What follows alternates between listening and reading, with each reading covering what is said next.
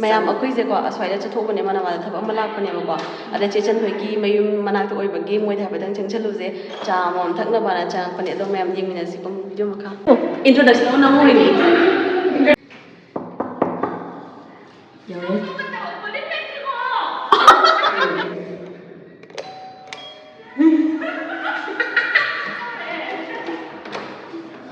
Hello. Manungda akoigi mini phamala ya. Video chum manungda mini phamala ya. Aje ma lâu lại nè rồi. Ngoi ni se halakani khang de lâu lại. Đi khang được Xin chị cái friend. Hi. Nice again story ne. Battery kan yang cái apa rồi? Ghi phải chứ là nào nó bỏ qua này mà bảo hơi khai rồi vậy. Xin chú đã học sao cái đó vậy? Có. Nè, xin nó cái nó ngại ai rồi. Mấy cái pin ngari nanti sih. Nè, té không bằng. Nó cái sao của nó. Nó mà chẳng điểm thôi lấy ra vào rồi. Hiện đêm chúng tôi bỏ cuộc xin này nè. Cái này nó mà lấy ra. Hiện đêm sẽ là xin chú đó ra đời họ mà hiện đêm xin chú rồi. Hiện trả rồi mà. Hiện đêm có mimi cái tàu rồi kìa. Hiện đêm sẽ chạy đấy. Moro si di pa. Tama. Moro Kasi plan ani ki marum da physically ani. Auntie, Yes. can you go and gym with me? After drinking chai tea. ta hay là lôi cái bữa ngày không một trời nữa. Nó có gan giảm đấy bạn. À tôi đi chụp bông nhà rồi. Chilom bara. Ya, ni. Nate, belum nate. Tapi kau man. Không mà lúc ấy luôn rồi không người. Kasi ano lang ko lang charo. Mà đi. Ano ko bị cốt là bạn tụt tắm lấy thì ra mà nó cốt. Tôi tin chúng em nung si bane uji katang itu na betul ini. Manipur gi chem la amna Manipur style episode dawre. Akoi nga ga chaw ka mana da bida. Manipur style gi Singju. Yam phajaye gamla gi maram dagi namak pado. Gamla gi maram dai namak pado noi blur chatlaga yam phajaye gamla na phajay yare focus. Gamla ani ka ta lai han ge mu.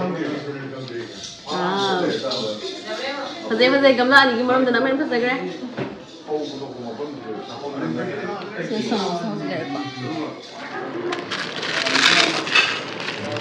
Ma, kino ni? Mimi ni xin chú thì có gì? À, phải đi quay quay đúng trai ba. À. Mimi xin chú.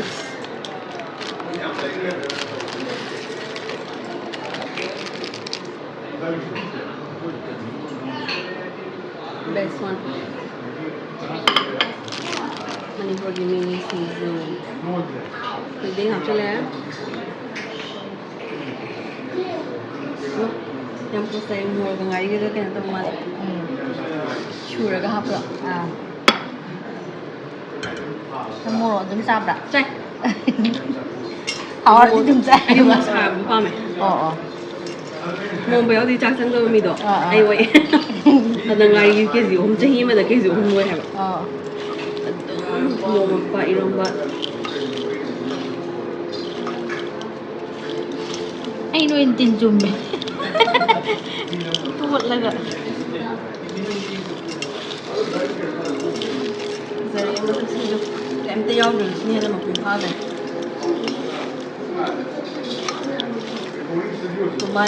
Nó mai ba đi. Xin dù cùng pha mà ba đi cũng chắc có chả bằng mà. Cho nhau được mà ha chả bao nhiêu làm đẹp một cọc. Đang làm cái gì làm gì được bạn. Và cái xin dù là chắc cái đang chả ra học được gì Cái này chắc ăn đồ có gì? Chắc là kita ngồi đó này bạn xin chú nên làm mày bạn. Bây giờ ăn ngập tụi nó có gì xin chú cứ chắc. Là tận tận là mày ra rồi đấy, em ra rồi đi hả vậy? Em post lên tàu đấy.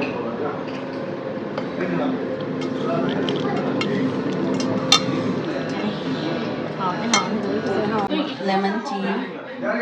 Sum laga samosa. Sum laga Singju. Ini dia Singju kompa ama. Singju kompa nó chồng bên Singju là làm được bên này. Chắc tàu rồi cơ. Bao ra. À, đây là chị. Chắc thắp bao ra hả bạn? Singju gì? Ai ai mỗi mèo gặp bà nào phía cái xem cái tàu nè chạy em sao rồi cái tao sẽ 이제 되게 호라가 ai 하는 제주 뒤에 이제 사실 이제 막 이까이 점점 더 필요 없어 내가 더 나오고 있어 이까이 Katang fiction ako si Pamgira. 하 Si Pamgira katang 양 fiction na ba? 냠 차워 보내 네 오늘 그러니까 알로에 약간 뭐 지엠 같아서 Lo sẽ lo. Yung ko na sa doy la ay Cây quá đi được ạ. Cây quá đi được ạ. 자르기 자르 아도 그냥 저 pen chất kre ado sa si am ya me. 이제 야 얘네 이제 Hang kat liro mai. 시 스윗 그래 Yo sing sa ba no chon sang chon. 거의 엄마 Mama jang lo ay Mas ay si khao parat daw ngai di ba. Ay di pare. Nan sinare. Ay sa rồi sinare sam sa sam le dum pare. Sa rồi.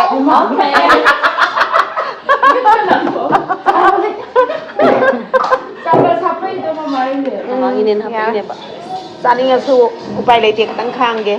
Wai maring chat la. Aduna ai dine plus sai singa sam he dum hala thame ba ko. Tang ni maring chat la ba thak i singa sam la thak chale aduna ma ai won hian ya pon tien. ngombe yang poten Ngam ba ya pon tien. Ai khu singa sai di hang ram. Ya mai su ka jang ba. cha rồi nó thích máy đâu đây mấy cái cha từ đi cái máy đâu đây Hao đấy. nó xong thì tại đây xem rồi chị cô đây San na ni hao đấy. Giờ không mất thì đuôi nó Mấy quán rồi đang cái gì? Ô, xin em luôn mà xin thì mà tao. 아니 스푼 에이 따라 봐 엄마 따라 해라 엉덩이 뒤에서 올려 엉덩이 뒤에서 오인데 엉덩이 뒤에서 San na ni he hao san na ni. con thì tiệm hai tiệm hai 누워 이게 Lùi gì? Cầm hao á. thu mua được ạ.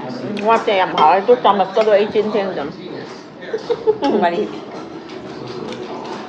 Học bay cái nào vậy? Anh nó tập ạ. Hay nè. Đa được quỳ để mà nào.นี่เราพูดโดนจันนี่ก็ได้ 시즌 막 땡땡 비야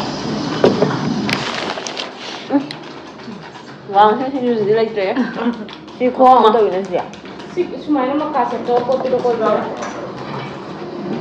Hello. Anh cuốn em đấy gì? 신비형 맞아 막이만 남세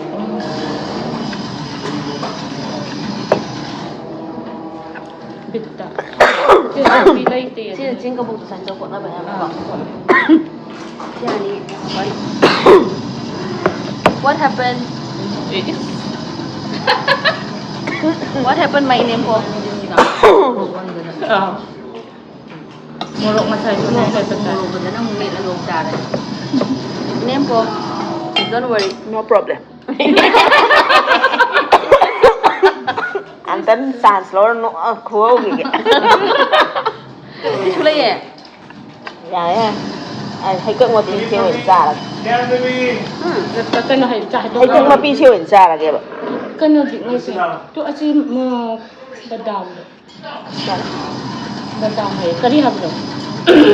Naman po ko kasi. 지금 ไก่ให้ด้วยเนาะวัดที่นี่แต่ 이런 거 냐매 Làm từ đuôi. Ako taki ko. 뭐 사실 하고 판대네 저거 Ay pug sa kiri ba yung pitan ba siya? Kara. 거의 내 내셔널 데가 어 Oh. 봐. Kaya. 그냥 그냥 내셔널 메이 타대 봐 chị anh suy thang cái đó ไอ้หนังทำไม่ได้ปกติกว่า May sing piula. 그냥 그저 그게 นะฉันก็ทำอะไรแบบอาซาบอกเรามันก็ตั้งใจดีไป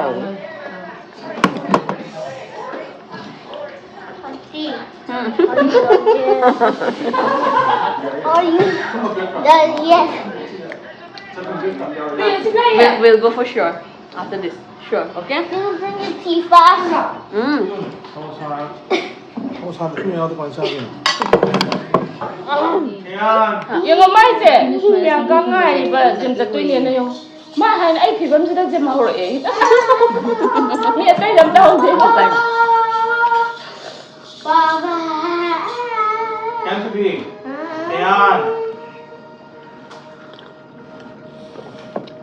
ꯃꯌꯥꯝꯗ ꯆꯥꯊꯣꯛꯈꯤꯒꯦ ꯆꯥꯕꯗ focus ꯇꯧꯕ ꯉꯝꯗ꯭ꯔꯦ ꯃꯨꯊꯠꯂꯁꯦ ꯆꯦ ꯑꯩꯈꯣꯏ ꯊꯣꯛꯎꯈꯤꯒꯦ ꯃꯊꯪꯗ ꯑꯩꯈꯣꯏꯗ ꯑꯃꯨꯛ ꯂꯥꯛꯑꯣ ꯑꯁꯦꯡꯕꯤꯗ ꯂꯥꯛꯀꯦ ꯂꯥꯛꯀꯦ ꯑꯌꯨꯛꯇꯒꯤ ꯍꯧꯔꯒ ꯁꯤꯡꯖꯨ ꯎꯇꯤ ꯑꯁꯪꯕ ꯄꯤꯖꯔꯦ ꯀꯦꯃꯦꯔꯥ ꯅꯪꯉꯣꯟꯗꯗꯤ ꯐꯣꯀꯁ ꯇꯧꯔꯤꯁꯦ ꯆꯠꯂꯒꯦ ꯍꯥꯏꯔꯝꯕ ꯀꯥꯎꯔꯤꯕ ꯑꯩꯁꯦ ꯑꯗꯨꯒꯤꯅꯦ ꯁꯣꯝꯒꯤ ꯆꯦꯁꯤꯅ ꯀꯥꯏꯗ ꯂꯥꯛꯇꯣꯏꯅꯣ ꯀꯥꯏꯗ ꯂꯥꯛꯇꯣꯏꯅꯣ ꯁꯣꯝꯒꯤ ꯆꯦꯁꯤꯅ ꯒꯥꯔꯗꯦꯟꯗ ꯄꯨꯕꯤꯒꯦ ꯇꯧꯕ ꯄꯨꯕꯤꯔꯣ ꯁꯩꯒꯤ ꯂꯝꯕꯤꯁꯦ ꯈꯪꯖꯗ ꯂꯩ ꯑꯗꯨꯗꯒꯤ ꯊꯣꯛꯂꯛꯑꯦ ꯑꯗꯨꯗꯨꯒ ꯑꯩꯈꯣꯏꯁꯤ ꯌꯨꯝ ꯍꯜꯂꯅꯤ ꯑꯗꯨ ꯃꯣꯏꯅ ꯋꯥꯇꯔ ꯒꯥꯔꯗꯦꯟꯗ ꯆꯪꯉꯨꯁꯤꯗꯤ ꯍꯥꯏꯕꯀꯣ ꯑꯗꯨ ꯊꯦꯡꯖꯤꯜꯂꯦꯕ ꯑꯩꯈꯣꯏ ꯁꯥꯏꯅ ꯌꯨꯝꯗ ꯍꯜꯂꯁꯤꯗꯤ ꯍꯥꯏꯕ ꯑꯗꯨ ꯃꯑꯣꯡ ꯌꯦꯡꯒꯦ ꯍꯌꯦꯡ ꯃꯥꯁꯨ ꯑꯌꯨꯛꯇ ꯑꯃꯨꯛ ꯊꯕꯛ ꯆꯠꯇꯣꯏꯅꯤꯅ ꯌꯦꯡꯒꯦ ꯃꯌꯥꯝ ꯋꯥꯇꯔ ꯒꯥꯔꯗꯦꯟ ꯆꯪꯉꯨꯁꯤ ꯆꯠꯄ ꯇꯥꯔꯦ ꯑꯩꯈꯣꯏ ꯃꯣꯏ ꯆꯦ ꯆꯅꯨꯅ ꯍꯥꯏꯐꯦꯠꯇꯪ ꯆꯠꯂꯨꯔ ꯆꯦ ꯆꯟꯅ ꯍꯥꯏꯐꯦꯠꯇꯪ ꯆꯠꯂꯨꯔꯁꯦꯅ ꯆꯪꯁꯜꯂꯨꯔꯒ ꯍꯥꯏꯐꯦꯠ ꯌꯦꯡꯉꯨꯔꯒꯦ ꯄꯪꯀꯨꯏꯗꯤ ꯀꯨꯏꯔꯛꯑꯔꯣꯏꯁꯤ ꯉꯁꯤ ꯍꯧꯖꯤꯛꯀꯣ ꯃꯊꯪꯗ ꯑꯃꯨꯛ ꯐꯖꯅ ꯒ꯭ꯌꯥꯟ ꯇꯥꯅ ꯂꯥꯛꯅꯕ ꯍꯥꯏꯐꯦꯠ ꯆꯪꯁꯜꯂꯨꯔꯒꯦ ꯐꯖꯕꯅꯦ ꯃꯣꯏꯗ ꯊꯣꯛꯄ ꯚ꯭ꯌꯨ ꯌꯥꯝ ꯅꯛ ꯂꯩꯔꯝꯃꯦ ꯃꯣꯏꯗꯒꯤ ꯁꯤꯗ ꯑꯣꯏꯔꯝꯃꯦ ꯑꯩꯅꯅꯦ ꯗꯨ ꯁꯥꯟꯅ ꯁꯤ ꯑꯣꯏꯔꯝꯃꯦ ꯋꯥꯇꯔ ꯒꯥꯔꯗꯦꯟ ꯐꯖꯕꯅꯦ ꯁꯤꯗ ꯋꯥꯇꯔ ꯁꯣꯒ ꯇꯧꯕꯅꯦ ꯑꯩꯅꯅꯦ ꯈꯪꯕ꯭ꯔꯥ ꯚꯤꯗꯤꯑꯣ ꯁꯥꯏꯅꯃꯦꯕ ꯋꯥꯇꯔ ꯒꯥꯔꯗꯦꯟ ꯑꯃ ꯆꯠꯈ꯭ꯔꯦ ꯑꯥꯗ ꯆꯦꯟꯈ꯭ꯔꯦ ꯑꯗꯨꯗ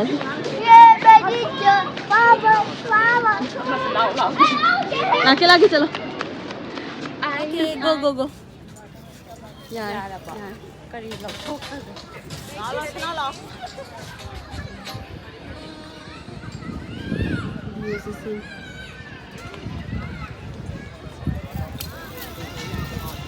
Wow. Ayah. ꯅꯄꯥꯗꯨ ꯆꯪꯉꯣ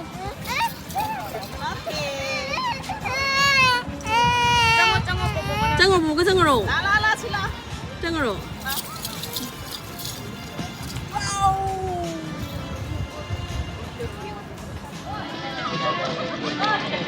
Tại cho khăm răng chắc tao nó chuồng chiên cái này hả bà?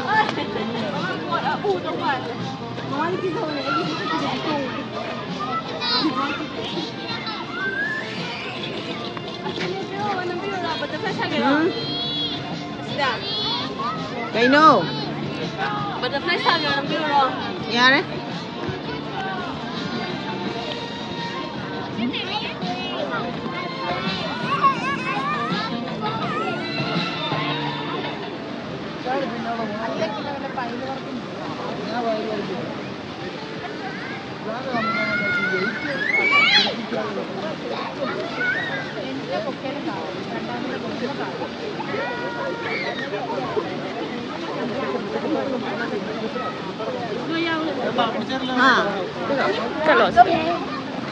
Kalau mama.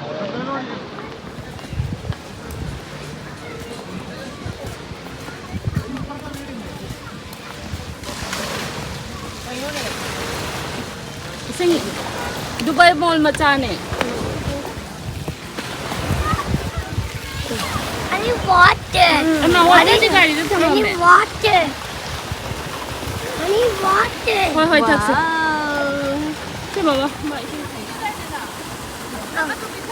Hey, dân sao cho lạ là con ngang được.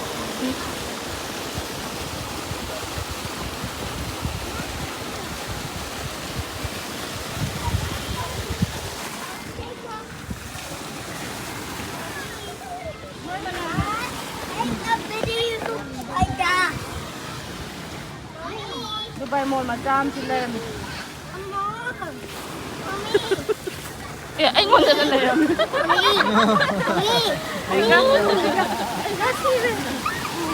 Wrong turn.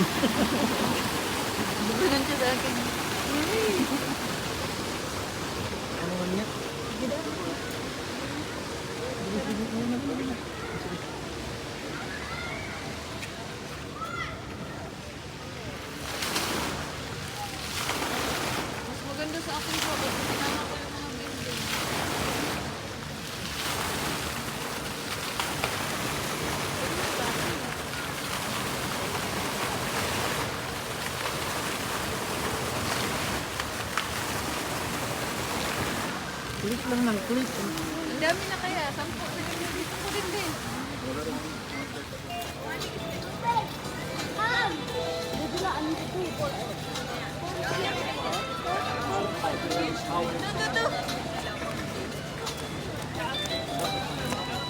Hello. lambi manade. That's their car. La lambi manade. Oh, I remember that. That's Daddy's car. That's Bye bye, what you got in city? Okay, chalo game mathang dong thuna lak ke. No, mo tinge. Car. That- Look here. What? Look here, both of you. Say hi. Hi. Where is Kian? This is How is our car? Hey, that Daddy car. Daddy car. So you like our car? Yeah, Daddy's car. I like both. Both. I like your car and hey. Look there. Look at Bobo's phone there. You say okay. Everyone say